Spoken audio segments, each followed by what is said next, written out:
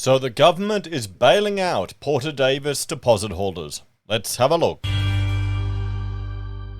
Hello everyone, Florian here and welcome to another episode of HeiseSays. Grab your stein of, well, ice cold water at the moment and let's have a look at this media release about the ongoing Porter Davis disaster. The government is coming to the rescue, everyone. It looks like they're going to, well, provide a bailout at least for the deposit holders who did not have any insurance. Now, before we go through this, I want to draw your attention to just one term that I think we need to be aware of. This is a moral hazard. So in economics, and this is from Wikipedia, a moral hazard is a situation where an economic actor has an incentive to increase its exposure to risk because it does not bear the full cost of that risk. Now, this is the danger of the government always coming in to bail out, to rescue, to support.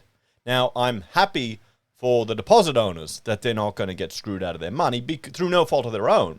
But the government needs to make sure that they prosecute these bad actors to the full extent that they can. They need to bear the punishment of this, and they need to chase them for any of this money that they're giving back to these people. They need to hoover it out of the, well, I would say the directors should be at fault if their staff were breaching laws. What do you think? So let's have a look here, because the last thing we want is in future circumstances, dodgy builders going, oh, she'll be right, just pocketing the money or burning it, not fulfilling their obligations because the government's got their back. And this is also why when people scream and moan about how the banks are going to collapse, it's all going to crumble here in Australia, it won't happen. It will not happen. The government will intervene before that ever occurs here in Australia. So don't get your hopes up, guys. So, compensation payments to help Porter Davis customers. The Andrews Labor government is stepping in to help Porter Davis customers get back on their feet by compensating those customers who were left without insurance through no fault of their own. The Labor government today announced compensation payments for Porter Davis customers who signed their contracts and paid their deposits, but where Porter Davis did not take out domestic building insurance in breach of their obligations. More than 500 families discovered their deposits had been lost due to the failure of the company to take out insurance cover on their behalf. And I think we did the sums on the channel. What was about 27 grand, 30 grand on deposits would be the average? That was the total number of deposits divided by the people who weren't covered.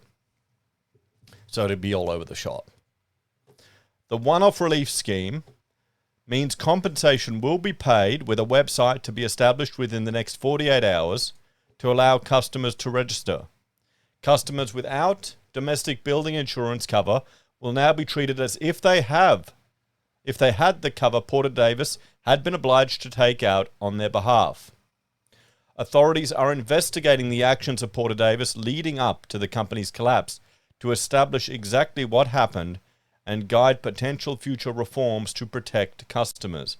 Why? You're already protecting the customers. This is the danger of the government doing this, creating a moral hazard. So future economic actors, future dodgy builders won't make that payment. Then why not just default it?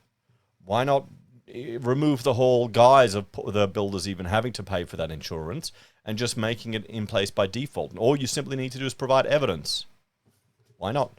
Be cheaper and more efficient, wouldn't it? While that important work continues, through information provided by the liquidator, we have established that the company did not take out mandatory domestic building insurance on behalf of about 560 customers when accepting deposits for projects that had not started at the time the company entered liquidation. Could that be because the insurance would only be for a certain period? They may have been holding off until work actually started or work was close to starting on the side. Could that be why? I'm trying to play, well, devil's advocate here. Why do you think? Or was it just dodginess? I'm trying to give them the benefit of the doubt. That it wasn't malicious actions. Refunds will be paid up to the legal maximum deposit payment under the Domestic Building Contracts Act of 5%. The Department of Government Securities will work with the VIA to verify and approve claims and deliver compensation for deposits as soon as possible. These claims will be processed as if the customers had DBI. The responsibility remained with Porter Davis to ensure domestic building insurance was obtained for its customers when a deposit was paid. The Victorian Building Authority is also investigating Porter Davis homes for potential breaches of the law. Now, if they have breached the law, they need to go hard on them. They need to make an example of Porter Davis for not making these payments, or else they've created a moral hazard. Here we go. Here's some quotes from good old Dan Andy.